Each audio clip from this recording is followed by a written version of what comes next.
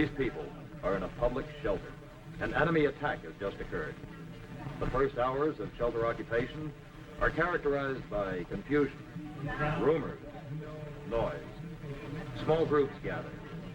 They discuss their situation, their new and strange location. This, however, is not the case with all shelter occupants. Some withdraw, freeze, become a member of no group. But there is one common value, one pervading thought: self-preservation, self-protection, self. Social values must return before individuals will function as a group. Luckily, the needs to achieve this are few: organization, leadership, recreation, training, empathy with fellow shelter occupants. But these needs are led by the need for information.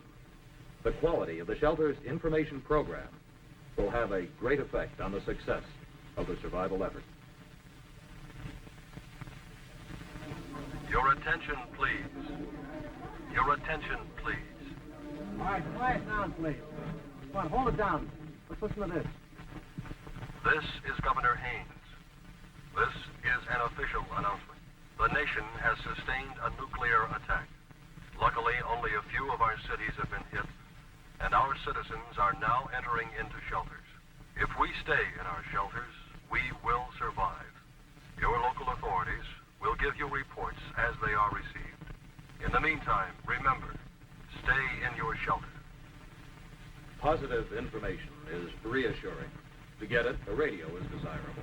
Providing shelters with radios is the responsibility of the community. But although it gives the big picture, the radio is an impersonal thing. What about our town, our neighborhood, our home? May I have your attention, please? Ladies and gentlemen, may I have your attention for just a moment? You've heard our governor, but we have other information that there's been no heavy damage in our area. So if some of your family is not in this shelter, be reassured. Fill out these registration forms. It'll help us to locate your families. That's all.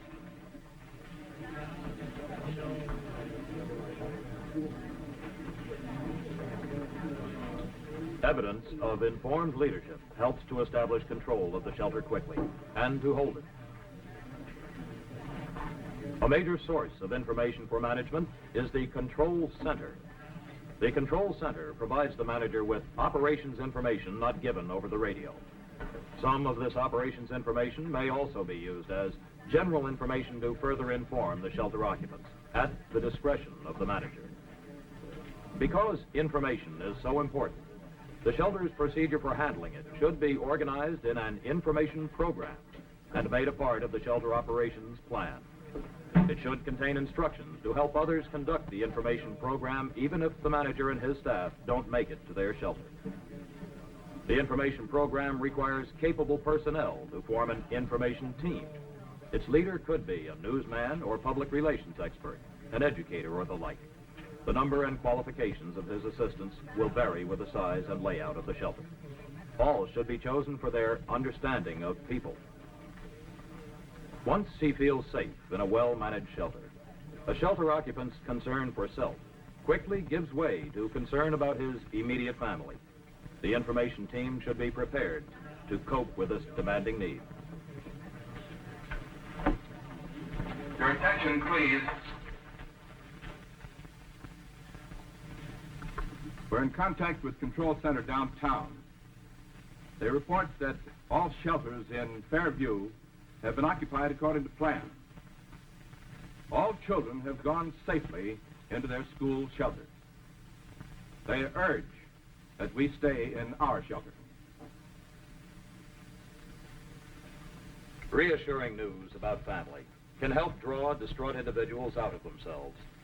Supplying information helps them start back to a normal condition of social awareness and responsibility. They will form spontaneous groups to talk out the situation, relieving pressure. But these groups lack purpose and organization. They must be given more information to help management build a close-knit shelter society for survival. As soon as possible, post a public announcement schedule. List the times that you intend to announce news from both outside and inside the shelter. This is similar to regular newscasts. It will give shelter occupants regular high points to look forward to. Urgent announcements, of course, should be made immediately. Just as in normal times, issuing the news is a critical responsibility of trust.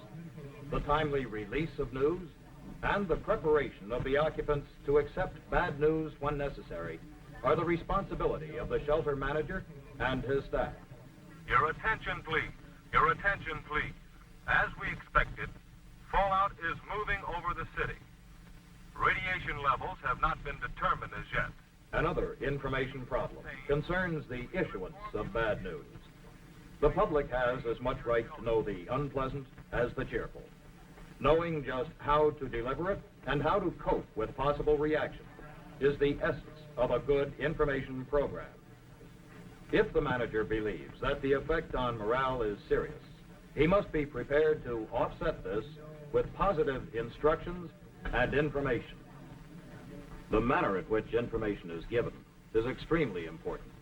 Calmly rather than excitedly. Authoritative rather than confused.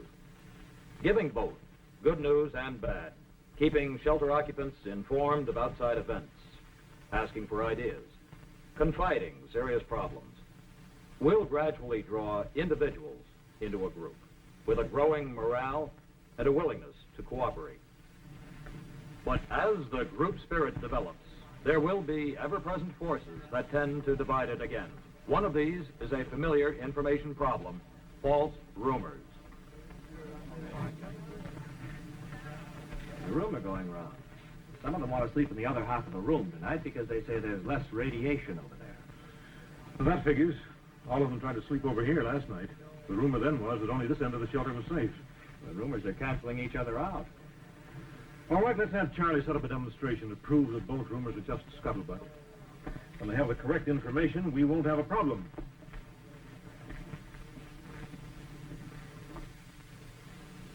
After some time, there will be opportunities to use the program and communications facilities to help improve morale. There may be time to transmit information that will have a personal meaning to shelter occupants, perhaps to confirm the good health of family members who are in other shelters. Important morale-boosting information of this sort should be compiled and transmitted during the slack hours to avoid confusing or delaying important official operations and general messages. Another information technique that helps increase the group spirit is to share personal news with the whole shelter. There will be many opportunities. Well, that about wraps it up for now. If there's anyone who has anything that he'd like...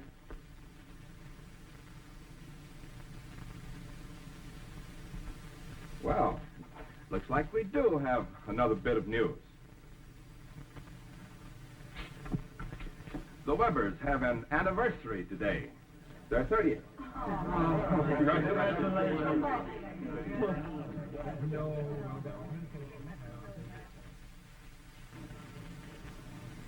When the routine of existence has at last been established in the shelter and news becomes repetitious, life may become boring. Shelter occupants will ask, what do we do now? The information program should include ways to help solve the problem. It's comparatively easy to handle in individuals. Give them responsibilities. But for the group as a whole, the answer is organized instruction to further inform and orient the shelter occupants. The program should include talks on preserving health, discussion periods, safety instruction, special activities for adults and children, and other activities that underscore the need for tolerance, cooperation, and submergence of personal interest for the good of the group. If possible, personnel needed to direct these activities should be designated pre-attack from the community ranks of trained specialists. If more are required, they can be selected with the help of the registration forms from among the shelter occupants, school teachers, recreation and athletic directors, professional people, and church leaders.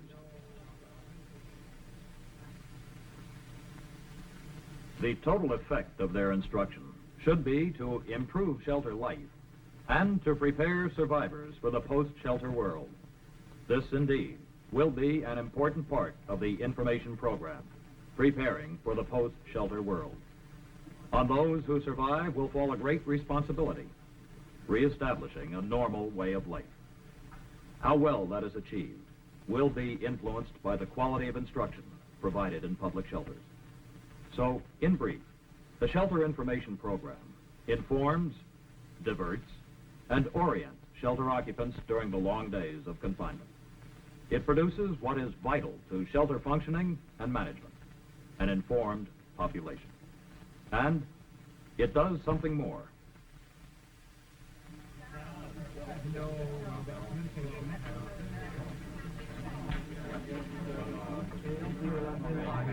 Thank you, Doctor.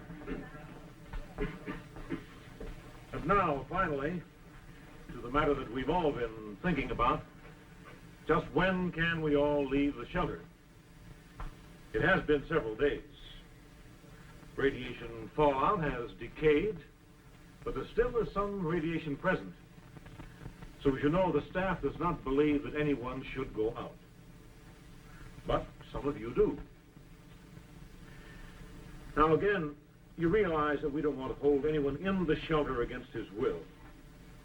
So before you make your final decision, it might be wise to hear how some of the others feel. Can I say something? Well, yes, of course, Mr. Mills, go ahead. Well, I only got on the information team pretty recently. To be honest with all of you, maybe I just got on any team pretty recently. What I mean is, when I got here right after, I was kind of shook. I guess we all were. I didn't know what was happening. I felt closed in. I know none of us did at first, but it really got to me. Sure helped finding out about the kids, though. I got a couple myself, and that things were being taken care of. Look, what I really want to say is I want to go along with whatever these people, the manager and the staff, say. We could make a big mistake by going out. Here is the something extra that a good information program gives. It helps replace self-concern and disorientation with concern for others, interest in a group, responsibility. More than individuals will survive in the fallout shelter. With a good program, society will survive too.